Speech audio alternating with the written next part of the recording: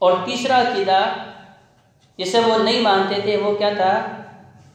आखिरत के ऊपर ईमान और यकीन कि मरने के बाद दोबारा ज़िंदा होना है। नबी करीम सल्लल्लाहु अलैहि वसल्लम जब इस बात पे लोगों को दावत देते और उन्हें बताते, जो कहा जाते हैं उसी प्रकार एक मुजरिम तभी जुर्म से बाज आता है जब उसे पता हो कि मुझे कोई पकड़ने वाला है, मेरा कोई मुआवजा करने वाला है, कोई ऐसी जगह मौजूद है जहाँ जाके मैंने अपने आमाल का हिसाब देना है। आज अक्सर लोग कहते हैं जी कि यूरोप में कानून की बड़ी बालादस्ती है, वहाँ जराइम कम है। क्यों कम है? कि वहाँ कानून की बालादस्ती है। इंसान खौफ से या शौक से दुरुस्त होता है। अब जिनके अंदर तो शौक है रब को राज़ी करने का, उन्हें किसी चीज़ का खौफ ही नहीं है। तो दूसरी जानिब वो लोग जिन्हें शौक नहीं, अब उन्हें डंडा सीधा करेगा, उन्हें खौफ सीधा करेगा। तो लिहाजा जिस इंसान को ये बताया जाए कि भाई तुम आज जो जुल्म सितम कर रहे हो, यतीमों मिस्कीनों बेवाओं का हक मार रहे हो, अपने भाइयों का हक नाजायज़ तरीके से गासिब कर रहे हो, हलाल और हराम की तमीज़ नहीं कर रहे, लुक़मा हराम खुद भी खा रहे हो, अपनी बीवी बच्चों दोस्त अहबाब बहन भाइयों को भी खिला रहे हो, हमेशा तुम्हारी ज़ुबान पे झूठ रहता है, तुम्हारी नज़र के अंदर जो है वो शर्म और हया नहीं है, तुम्हारी इज्जत व आबरू महफूज नहीं है, तुम्हारे घर के अंदर जो है इस्लामी निज़ाम नहीं है। ये सारे के सारे मामलात का तुमने रब की बारगाह में जवाब देना है, जिससे तो ये एहसास पैदा हो गया कि मैंने मरने के बाद कब्र में जाना है, कब्र के बाद हशर में रब के दरबार में पेश होना है, जिससे तो ये एहसास पैदा हो गया। जाते जिम्मेदार सिर्फ और सिर्फ वही अपनी इस्लाह करेगा। तो सबसे पहली आयत के अंदर डराया गया है, अराइतल्लज़ी युकज़्ज़िबु बिद्दीन, कि मुशरिकीन मक्का तो क़यामत के दिन को नहीं मानते कि अल्लाह ने मरने के बाद दोबारा ज़िंदा करना है। हदीस के अंदर वाक़या आता है कि जब नबी करीम सल्लल्लाहु अलैहि वसल्लम ने यह बताया कि अल्लाह ने मारने के बाद दोबारा दूसरी ज़िंदगी देनी है और मैदान माशर में सबको इकट्ठा करना है और फिर हिसाब व किताब होना है, तो मुख्तलिफ रवायात हैं। एक में है कि नज़र बिन हारिस, एक रवायत में आता है कि उबई बिन खल्फ, एक में आता है कि आस बिन वाइल। इन तीनों में से कोई एक शख्स जो है एक पुराने से कब्रिस्तान से एक इंसानी हड्डी को पकड़ता है जो इंतहाई बोसीदा हो चुकी है, पकड़ने से ही गुदा बन रही है, पाउडर बन रही है, उसे पकड़ा हुआ हाथ में नबी करीम सल्लल्लाहु अलैहि वसल्लम के पास आ जाता, कहता आप कहते हैं कि मरने के बाद दोबारा जिंदा होना है। तो देखें ये इंसानी हड्डी, ये इंसान हमारे सामने चंद साल पहले मरा है, उसकी कब्र की मट्टी भी बोसीदा हो गई है, ख़त्म हो गई, नामो निशान तक नहीं रहा। पूरे जिस्मानी ढांचे में से सिर्फ एक छोटी सी हड्डी का टुकड़ा बचा है और मैं आपके पास लेके आया हूँ, अपने हाथ से उसे मसल के कहता है ये देखें ये भी ख़त्म हो गई है और तुम्हारा रब कैसे ज़िंदा करेगा। तो नबी करीम सल्लल्लाहु अलैहि वसल्लम मुस्कुराए और फरमाया वज़रब लना मसलन व नसिय खल्क़ह क़ाल मन युहयिल इज़ाम व हिय रमीम क़ुल युहयिहा अल्लज़ी अनशअहा अव्वल मर्रा व हुवा बिकुल्लि खल्लाक़िन अलीम। क्या फरमाया कि भाई तुम ये कहते हो कि ये हड्डी जो बोसीदा हो चुकी है, नकारा हो चुकी है, करामत नहीं रही, इस हड्डी से तुम्हारा रब पैदा कैसे करेगा। तो नबी करीम सल्लल्लाहु अलैहि वसल्लम के ऊपर अल्लाह तबारक व तआला ने वही भेज दी, कुल युहयिहा अल्लज़ी, ए महबूब पैगम्बर इनको बता दीजिए कि जिस रब ने पहली मर्तबा पैदा किया, हल अता अलल इंसान हीनुम मिनद्दहर लम यकुन शैअन मज़कूरा, इन्हें बताएं कि ये इंसान जिसका ढांचा मौजूद नहीं था, नक्शा मौजूद नहीं था, मटेरियल मौजूद नहीं था, किस चीज़ से बनाया जाएगा पता नहीं था, इसके बारे में किसी को तसव्वुर नहीं था, वहमो गुमान नहीं था, तब अल्लाह तबारक व तआला ने इस मखलूक को जिसका जिक्र भी मौजूद नहीं था, अल्लाह तबारक व तआला ने तख्लीक बख्शी है। तो अब तो इस इंसान का ढांचा मौजूद है, मटेरियल मौजूद है, फिजाओं के अंदर या मट्टी के अंदर इसके ज़र्रात मौजूद है। अब उस खालिक के लिए इस इंसान को दोबारा पैदा करना क्या मुश्किल है। वहुवा बिकुल्लि खल्क़िन अलीम, मेरा अल्लाह जानता है कि अब हर तख्लीक को कैसे बनाना है, क्योंकि एक चीज़ जब उसे नए सिरे से बनाया जाए तो फिर मुख्तलिफ तजर्बे किए जाते हैं। कोई भी नई गाड़ी बनाई जाती है ना, कोई नई मशीन बनाई जाती है, उसके पहले नक्शे बनाए जाते हैं, ये चीज़ छोटी करें, ये बड़ी करें, मुख्तलिफ तजर्बात के बाद फिर जाके इंसान ये समझता है कि ये चीज़ अब कारआमद है। लेकिन अब एक दफ़ा बन जाती है फिर दोबारा बनाना मुश्किल नहीं होता। आज तो ये बात हमारे लिए समझना इंतहाई आसान है कि जब इंसान कोई भी चीज़ पहली मर्तबा बनाता है, अपने हाथ से बनाता है, उसके बाद सारा नक्शा कंप्यूटर को दे देता है, कंप्यूटर खुद ब खुद वो सारी चीज़ें बनाई जा रहा है। तो वो मेरा अल्लाह जिसने पहली मर्तबा इंसान को तख्लीक दी, पहली मर्तबा बनाया, जब इसका वजूद नहीं था, इसका नामो निशान नहीं था, जब इसका तज़किरा कहीं पे मौजूद नहीं था, किसी के वहमो गुमान में ऐसी मखलूक मौजूद ही नहीं थी।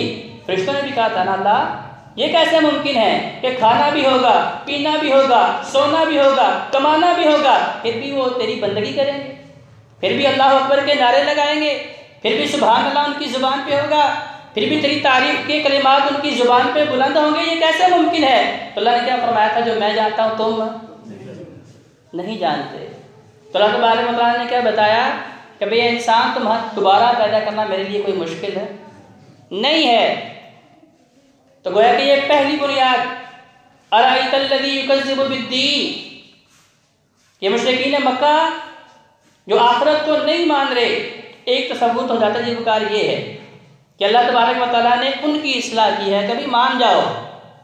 क्योंकि अल्लाह तबारक व तआला ने यहाँ तक भी जिक्र फरमाया कि वो क़यामत का दिन इतना सख्त होगा, इतना हैबतनाक होगा कि सारी ज़मीन अल्लाह तबारक व तआला ने अपने एक हाथ में पकड़ी होगी।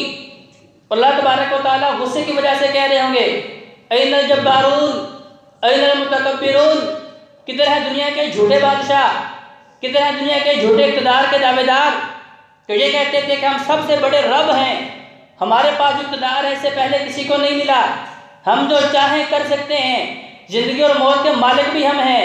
तो सारी कायनात को मेरा रब अपने दाएं हाथ में उठा के कहेगा, ऐनल जब्बारून ऐनल मुतकब्बिरून, वो ज़मीन पे तकब्बुर से चलने वाले तो ये समझते थे कि चलते वक्त शायद हमने इस ज़मीन को फाड़ देना है, मेरा रब कहेगा बताओ अब किधर हैं? अपने इक़्तिदार पे गुरूर करने वाले, अपने इख्तियारात पे तकब्बुर गुरूर करने वाले, अपने मालो ज़र पे तकब्बुर गुरूर करने वाले, अपने इल्म पे, अपनी औलाद पे, अपनी जाओ हशमत पे, अपनी चीज़ों के ऊपर, ये आर्दी दुनिया के असबाब के ऊपर तो तकब्बुर गुरूर करने वाले बताओ आज किधर है?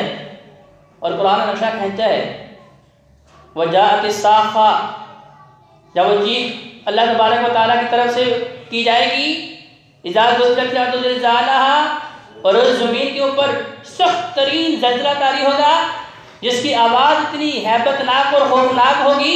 महबूब पैगम्बर सलाम फरमाते हैं कि शीर खार बच्चे, माँ का दूध पीने वाले बच्चे जो 1-1.5 साल या 2 साल की उम्र के होते हैं, उस खौफनाक ज़लज़ले की आवाज़ की वजह से, खौफ की वजह से बूढ़े हो जाएंगे।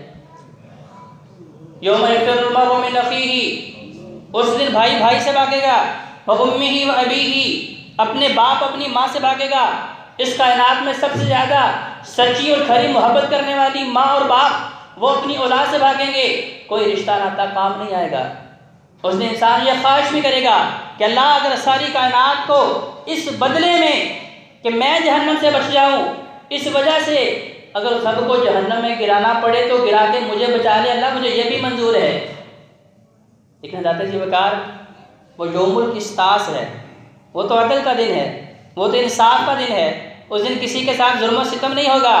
नबी करीम सल्लल्लाहु अलैहि वसल्लम ने उस दिन के सारे मामलात मेरे और आपके सामने बयान कर दिए हैं। फरमाया कि सिर्फ सबसे पहले अकायद की बात होगी। अल्लाह फरमाएंगे कि जो मुशरिक हैं, जिन्होंने मेरे साथ शिर्क किया है, चाहे वो यहूदी, ईसाई या मुसलमान है, कलमा गो भी हैं, कलमा पढ़ने के बाद भी शिर्क करने वाला है, अल्लाह फरमाएंगे सबको जहन्नम में बगैर हिसाब के फेंक दो। पहली अकीदे की बात, क्योंकि मेरे रब ने कह दिया है कि सबसे बड़ा जुल्म शिर्क है, सबसे बड़ी ज़्यादती शिर्क है। अगर तुम्हारी नेकियां ज़मीन से आसमान तक के खला को भर दें, लेकिन इन नेकियों में एक ज़र्रे के बराबर, एक रेत के ज़र्रे के बराबर अगर शिर्क की आमेज़िश हो गई तो अल्लाह तबारक व तआला बगैर हिसाब के जहन्नम में फेंक रहे हैं। फिर इबादत की बात आ गई। सबसे पहला सवाल नमाज का, अव्वलु मा युहासबु बिहिल अब्दु अस्सलात, इबादत का सवाल सबसे पहले नमाज का। फरमाया जो नमाजी हैं वो अलग हो जाएं, जो बेनमाजी हैं उन सबको बगैर हिसाब के जहन्नम का ईंधन बना दो। महबूब पैगम्बर अलैहिस्सलाम फरमाते हैं कि जिसका ये पहला सवाल और इबादत का दुरुस्त हो गया, सलूह कुल्लुहु, उसके बाकी सारे इबादत के मामलात दुरुस्त हो जाएंगे, वो निजात पा जाएगा, अफलाहा। लेकिन अगर वो इस सवाल का जवाब ना दे सका कि रब ने पूछा नमाजें पढ़ते थे और इसका जवाब मैं या आप ना दे सके रब की अदालत में, तो नबी करीम सल्लल्लाहु अलैहि वसल्लम फरमाते हैं कि फिर इससे अगला सवाल इबादत का होगा नहीं, खासिरा, वो इंसान घाटे वाला हो जाएगा और उसे भी फिर जहन्नम का ईंधन बनना पड़ेगा।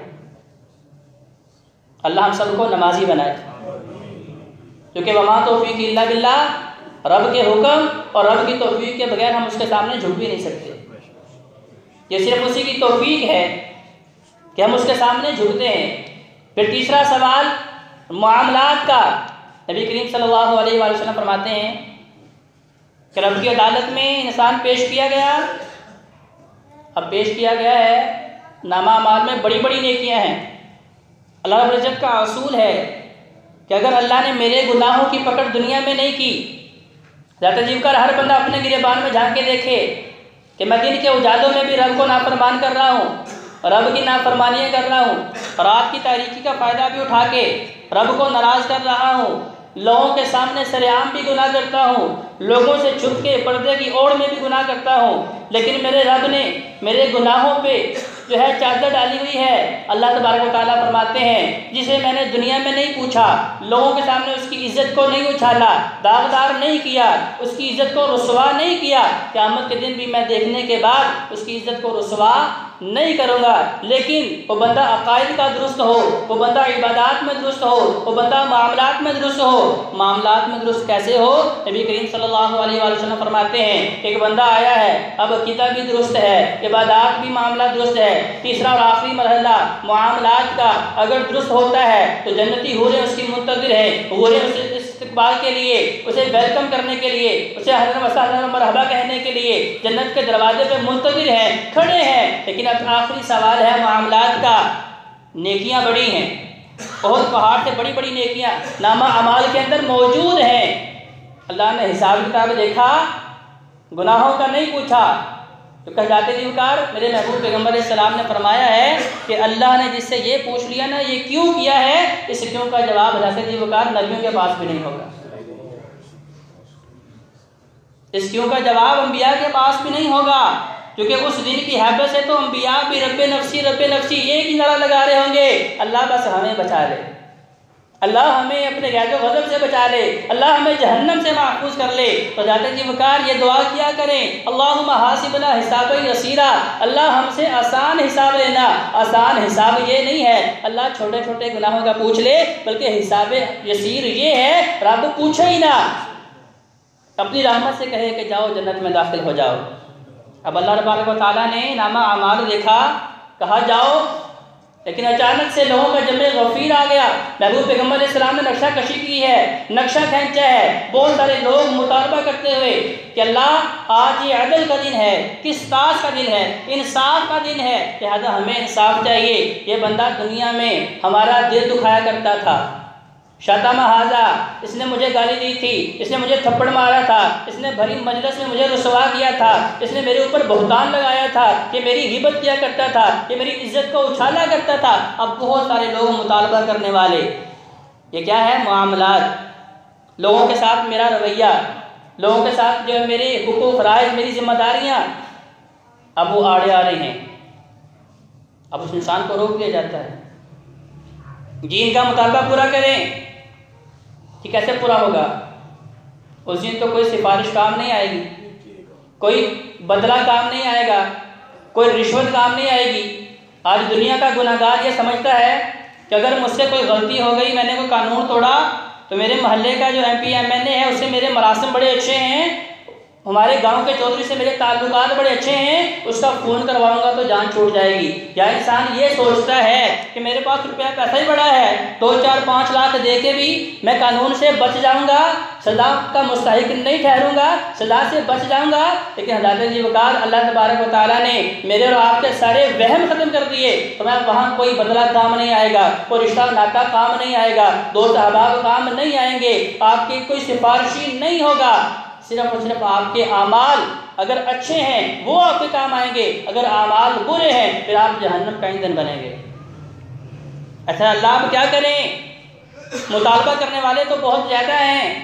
कहा कोई बात नहीं, जिस कदर इसने जुल्म किया है और वो मजलूम जितनी नेकी लेने पर राज़ी होता है, इसकी नेकियां उठाओ उनके पर्दे में डाली जाओ। ज़ात जी का उस दिन की हैबत और उस दिन की सख्ती और उस दिन का खौफ इतना ज़्यादा होगा कि इंसान को जन्नत में जाने के लिए सिर्फ एक नेकी दरकार होगी, सिर्फ एक नेकी, कि नेकियां और गुनाह बराबर हैं। एक नेकी और मिल जाए तो जन्नत का मुस्तहिक ठहर सकता है, जन्नत में दाखिल हो सकता है। अब माँ के पास जा रहा है, माँ जी एक नेकी दे दें। आज वो माँ जो भूखी प्यासी रह लेती है लेकिन अपने बच्चों को भूखा प्यासा रहने नहीं देती, गर्मी सर्दी की हर शिद्दत से अपने बच्चों को बचाने की हर मुमकिन कोशिश करती है। वो माँ जो अपना तन मन धन अपने बच्चों के लिए कुर्बान कर देती है, लेकिन क़यामत के दिन एक नेकी माँ नहीं दे रही।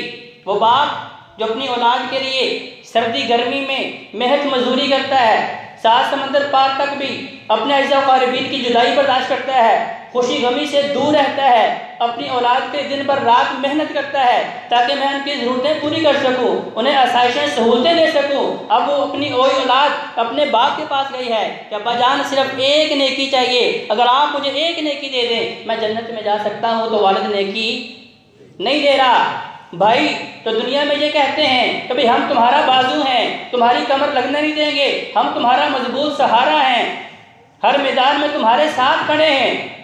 5, 7, 10 भाई मिलकर भी एक नेकी नहीं दे रहे, 2 सहाबा अज़ा व क़रीबीन किसी से नेकी नहीं मिल रही।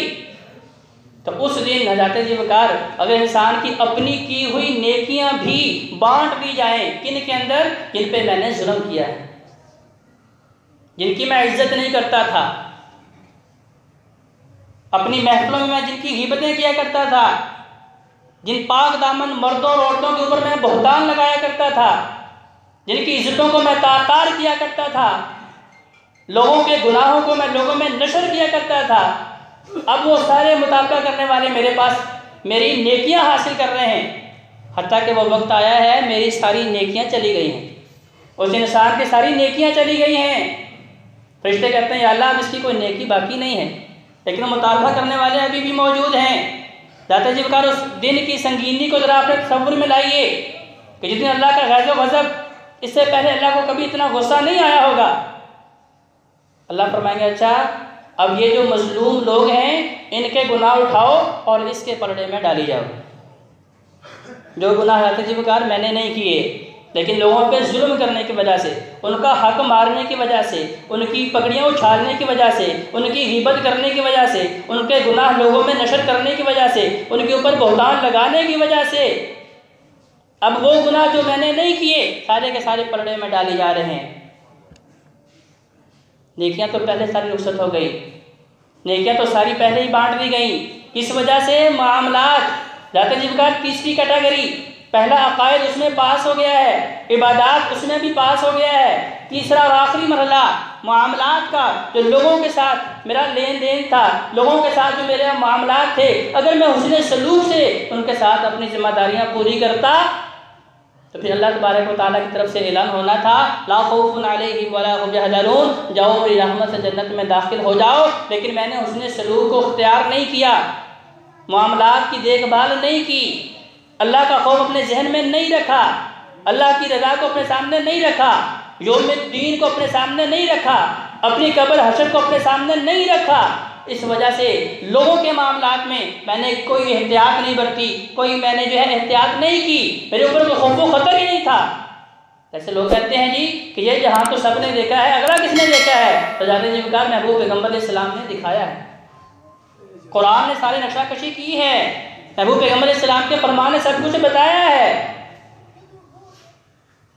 नबी अलैहि सलाम ने सहाबा से पूछा क्या मेरे साथियों बताओ, अइनल मुफलिस, मेरी उम्मत का मुफलिस कौन है?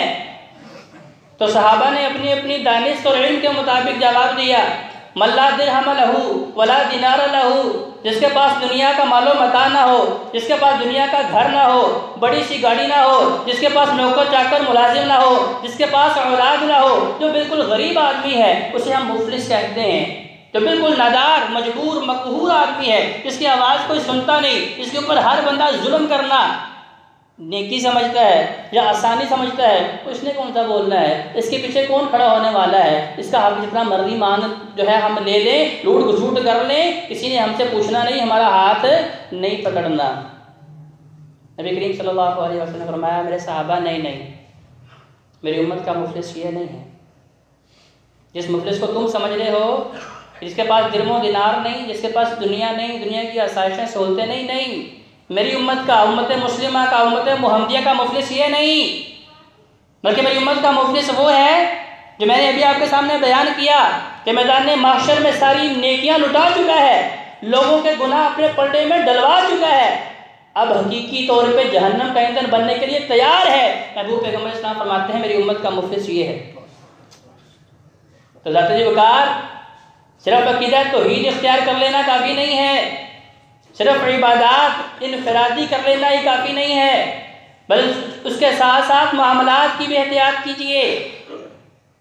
जानिए इस चीज़ को कि माँ बाप की जिम्मेदारियाँ मेरे ऊपर क्या हैं, बीवी बच्चों की जिम्मेदारियाँ क्या हैं, बहन भाइयों की जिम्मेदारियाँ क्या हैं, पूरी उम्मत मुस्लिमा के साथ मैंने कैसे रहना है। मैं ऊँची आवाज़ से किसी के साथ बोल नहीं सकता, क्योंकि महबूब पैगम्बर इस्लाम ने मुझे ये सिखाया है, वइन्नका लअला खुलुक़िन अज़ीम। आप अपने खादिम को मार नहीं सकते, झिड़क नहीं सकते। नबी करीम सल्लल्लाहु अलैहि वसल्लम के पास एक सहाबी आए, या रसूल अल्लाह मेरा खादिम गलती करता है। आपने कहा नहीं मारना। कितनी दफ़ा गलती करने पे ना मारूं? एक दफ़ा गलती करता है मैं दरगुजर करता हूँ, दूसरी मरतबा करता है दरगुजर करता हूँ, 3 मरतबा 4 मरतबा 5 मरतबा, बिलाखिर मेरे भी सब्र की एक हद है, कहाँ तक माफ़ करूँ? नबी करीम सल्लल्लाहु अलैहि वसल्लम फरमाया, मुझे बताओ तुमने आज तक कितनी खताएँ की हैं, तुमने आज तक कितने गुनाह किए हैं? तुम्हारे कितने गुनाहों का मुझे नहीं पता, तुम्हारे दोस्तों को नहीं पता, अज़ीज़ क़ारिबीन को नहीं पता, लेकिन अर्श वाले को सारा पता है। तुम्हारे छोटे बड़े सारे गुनाहों से रब आशना है, जानने वाला है। लेकिन आज तक अगर तुम्हें रब ने माफ़ किया है, तो अगर तुम ये चाहते हो आगे भी तुम्हारा रब तुम्हें माफ़ करता रहे, तो फिर अपने खादमों के ऊपर दस्ते शफ़क़त रखो, फिर माफ़ करते रहो। तो ज़ात-ए वक़ार नबी करीम सल्लल्लाहु अलैहि वसल्लम ने नक्शा कशी की है कि मामलात में अगर आप एहतियात नहीं बरत रहे, तो आपकी इनफरादी इबादत और आपका इनफरादी अकीदा भी आपको जहन्नम से नहीं बचा पा रहा। तो पहली आयत अराअयतल्लज़ी युकज़्ज़िबु बिद्दीन, एक तो वो है जो इस तरह से इनकार करते हैं। तो ज़ात-ए वक़ार दूसरा टोला उनका भी है कि जो मानते हैं कि क़यामत बर्पा होने वाली है, लेकिन ना नमाज की तरफ आ रहे हैं, ना कुरान की तरफ आ रहे हैं, ना रब के खौफ की तरफ आ रहे हैं, ना हलाल की तरफ आ रहे हैं, ना शर्म व हया की तरफ आ रहे हैं, ना इज़्ज़त व आबरू की हिफाजत की तरफ आ रहे हैं, ना इस्लामी निज़ाम की तरफ आ रहे हैं। सिर्फ ज़ुबानी दावा ज़ात-ए काम नहीं आना। अगर मैं कहूँ कि मैं क़यामत को मानता हूँ, तो फिर मेरे ऊपर अल्लाह का खौफ नज़र आना चाहिए। तो पहली आयत अराअयतल्लज़ी युकज़्ज़िबु बिद्दीन, वो लोग जो क़यामत का इनकार करने वाले हैं, ऐ महबूब पैगम्बर इनके वहम ख़त्म कर दीजिए कि अल्लाह ने क़यामत बर्पा करनी है और तुम्हारी ज़िंदगियों का हिसाब लेना है। अल्लाह तबारक व तआला से दुआ है कि अल्लाह हमसे हिसाब यसीर ले। वक़ूलू क़ौली हाज़ा अस्तग़फ़िरुल्लाह ली व लकुम व लिसाइरिल मुस्लिमीन वल मुस्लिमात।